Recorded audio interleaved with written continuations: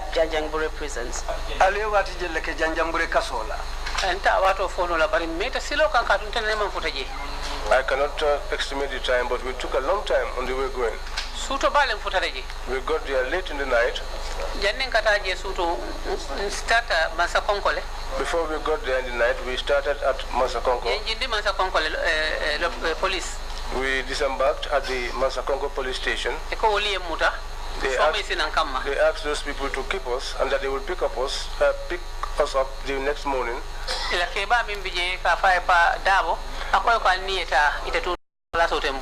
police said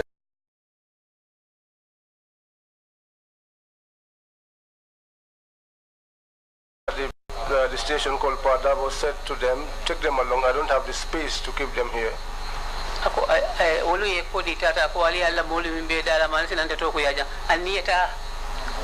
Well, what Padabo said after they left was that you brought half wounded people, half dead people to me. Now if you leave them here and anything happens to them, then I'll be given a bad name. This is why I don't want you people, I don't want them to leave these guys here. So they put us back in the vehicle and we went on and we drove all that night. We arrived at Janjanbureh late at night and we were handed over to the guys at Janjanbureh. They took our belongings and put us in a cell. They wrote our names and put us in a cell. It was a 2-room affair. And how long did you remain at Janjanbureh prisons? The month of Ramadan. I think we prayed Ramadan there.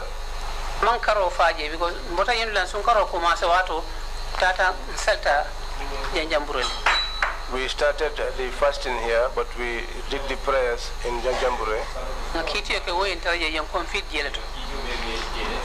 Even the court session found us in there. When we were in that hospital, I said I will not get inside except the lights were put on. One prisoner lady came, she is from Makati.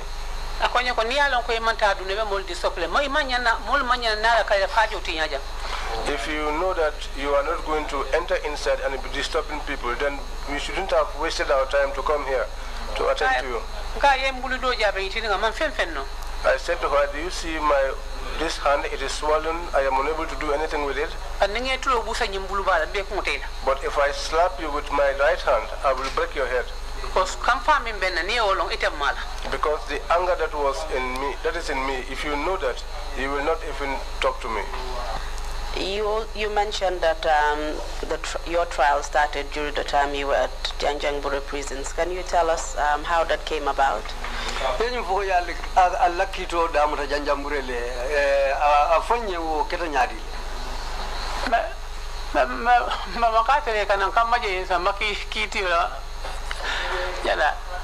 Will you need some time, Madam Njie? Perhaps we can take a break. You look like you're tired.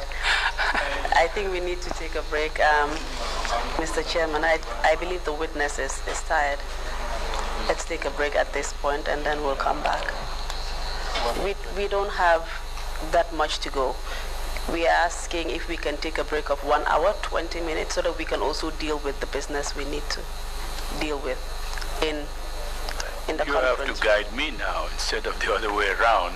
Are we coming back after that break in the public session, or do we close the public session there in the light of the note that's just been given to me? Can you please clarify? Yes, Mr. Chair, the arrangement is that we take a break now, a lunch break. Obviously, there is only a little left to be dealt with, but I think we've pushed a little too far. The witness would need to take a little rest. We would take 1 hour, 20 minutes, and then we will resume our public hearing. She would continue with her testimony, and then the commissioners would ask questions, and thereafter she would give her closing remarks. There is intervening business that the commissioners need to deal with, which I don't have to announce here. So 1 hour, 20 minutes lunch break, and then we resume. So which means therefore we should resume at, yes. Thank you, Mr. Chair. Fine, that's okay with me then. If we're coming back, we're not closing the public session at the moment. So we would take the lunch break now and come back. We'll resume at 3:35. Thank you, Mr. Chair. Meeting is adjourned. Thank you all very much.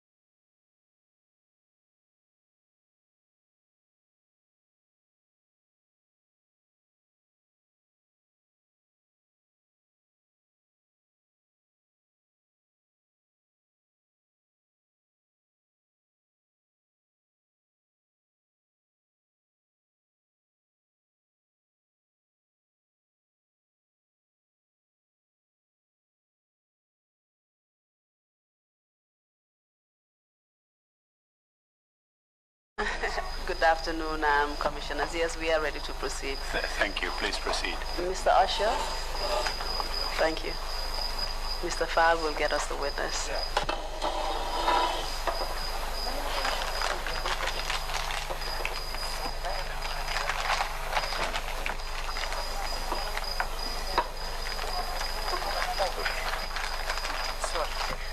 No, no, no. No problem.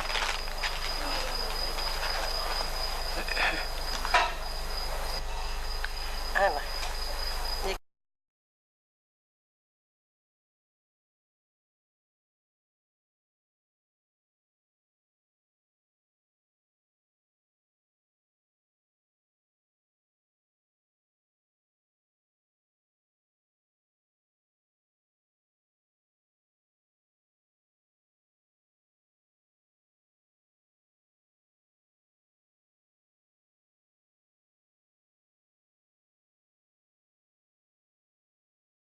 Ini Donald Trump.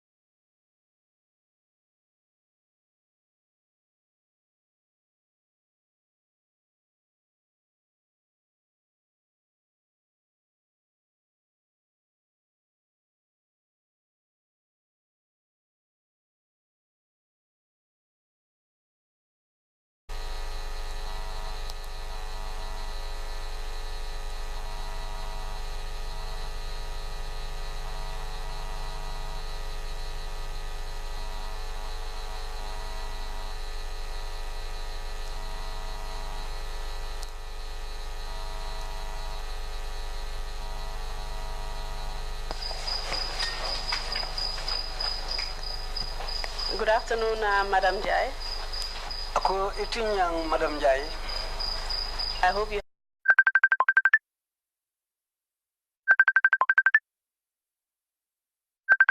had a good break.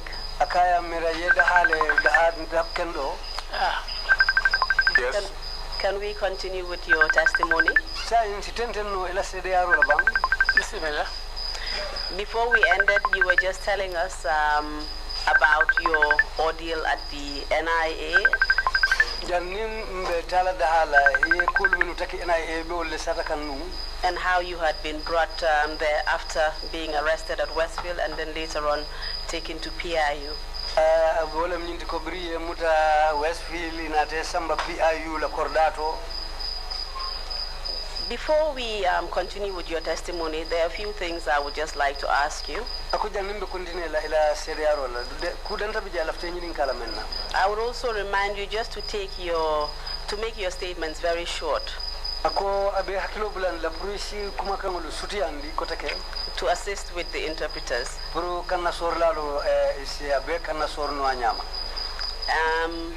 You had also mentioned these two young boys, school boys, who were on board the truck.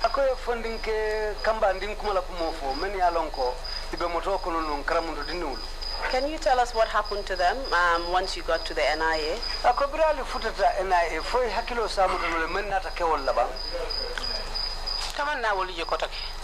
I did not see them again.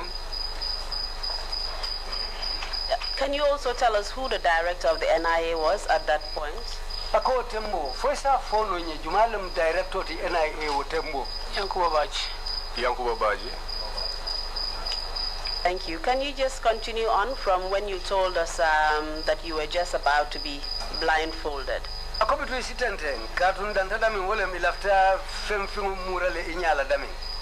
Thank you.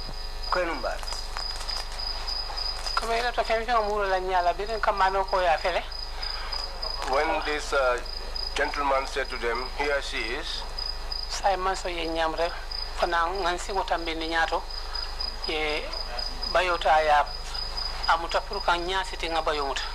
as soon as I stepped my foot inside, they came with this black cloth with the intention of blindfolding me, but I did not agree. I held on to it.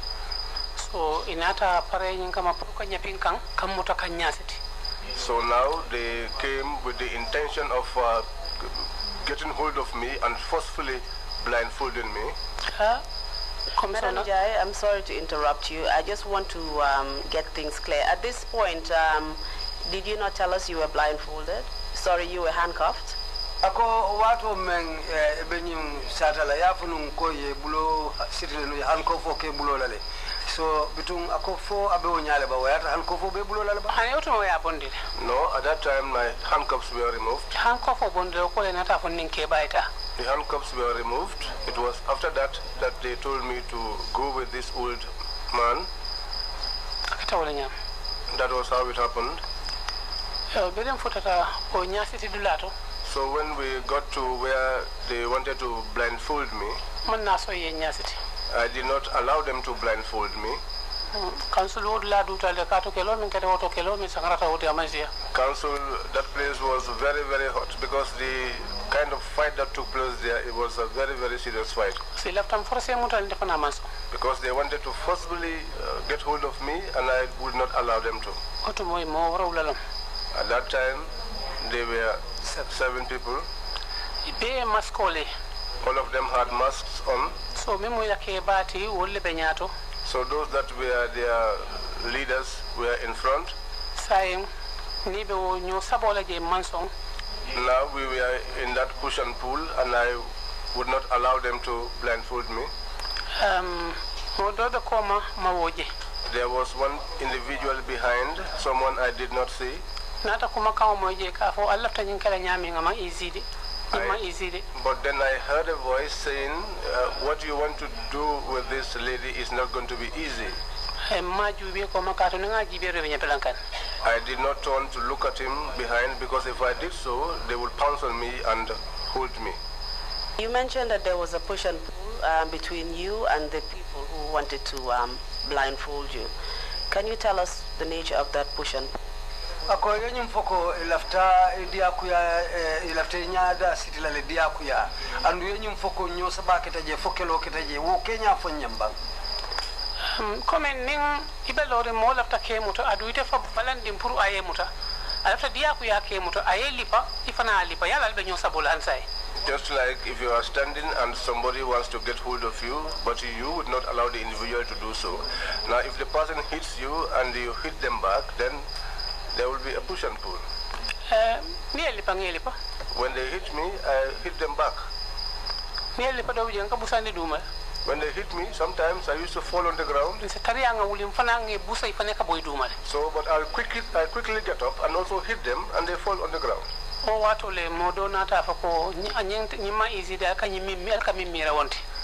was when I heard this voice, someone saying, this one is not going to be easy. What you want to do with her is not going to be easy. How many people were in that room? 7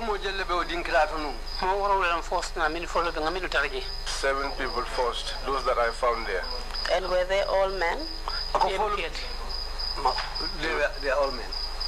What part of the security services did they come from?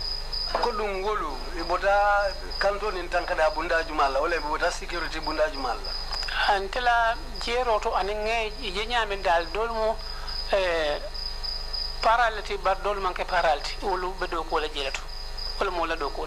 How I saw them, some of them are from the paramilitary, but not all of them are from the paramilitary. Some of them I suspect that are from the NIA in the compound there. The people that were from the paramilitary, were they dressed in uniform? Full uniform. And is that how you were able to identify them? Yes, they wore masks on their faces.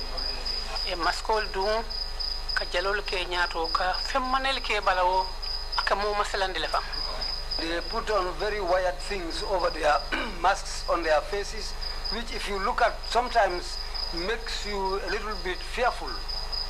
Despite the fact that they had masks on, were you able to recognize any of them? I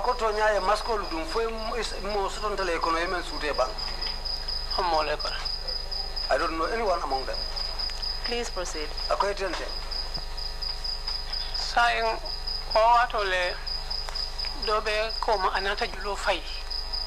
That was at the time that someone who was behind threw a rope. Some pushed me this way and I fell. It was a stony place. There was a concrete around the place. That was when my knee broke and it was bleeding. That was when I allowed them to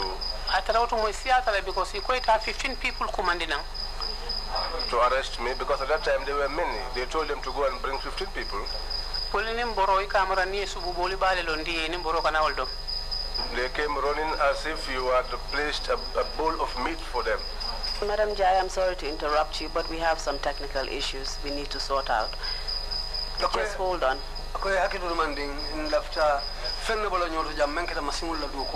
Apparently the volume, we have a problem with the volume. It's going down. We need 2 minutes to sort it out.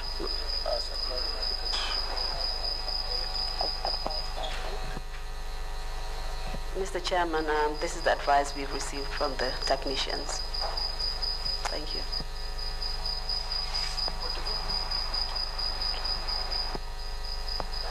Akoy si hakitul manding yenyino foko lamoir langolu ala kumaka ka jidu male. So technician oro ko ye minute fula dila ya bonyoto. So si hakitu ye lamoir manding. Bismillah, bismillah.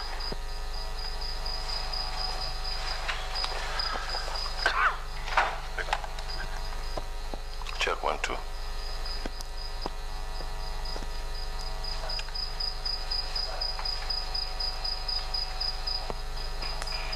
It may not be in the hearing room, but perhaps in the live broadcast.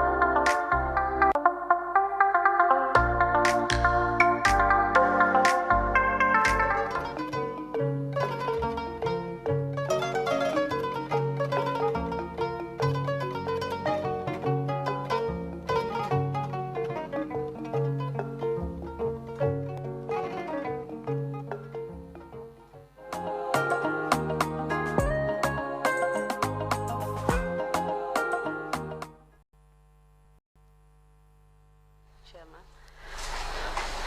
Okay. Madam Witness, can we proceed with your testimony? Ako sedo fonse tenten no sedi aro labang. Yes.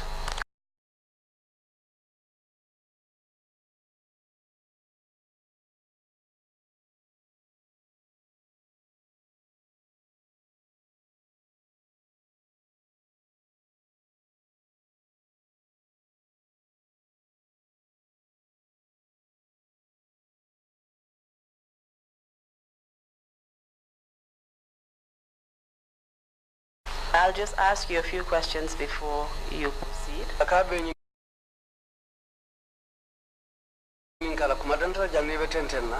You told us that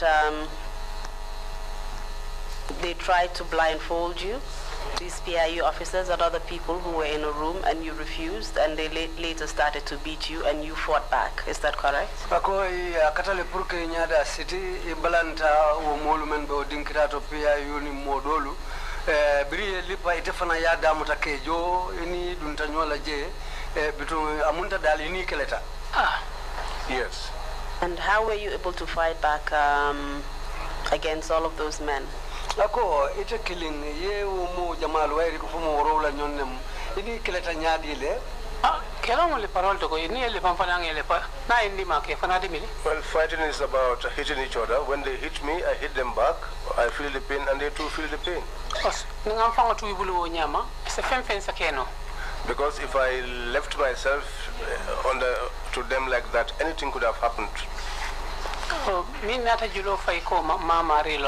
The person that threw this rope behind me, I did not know who the person was. So sorry. And then he pulled, and so now. So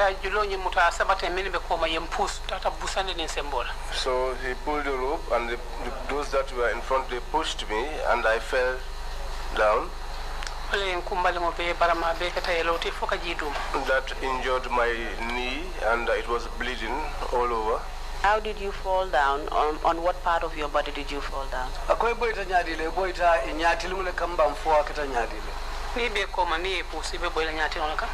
If they are behind you and they push you, you will fall on your face. So they rushed to me, and all of them grabbed me.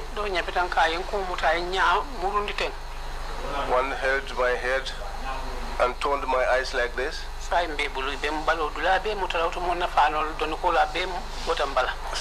was under their control, and they were holding me everywhere. That time my clothes were off my body. My shirt was all torn. Can you just tell us on what parts of your body you were being hit at this point?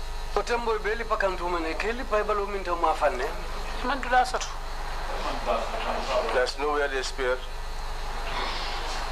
And what were they using?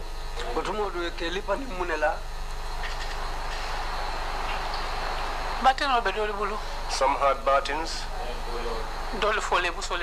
Some had whips. Those are plastic whips.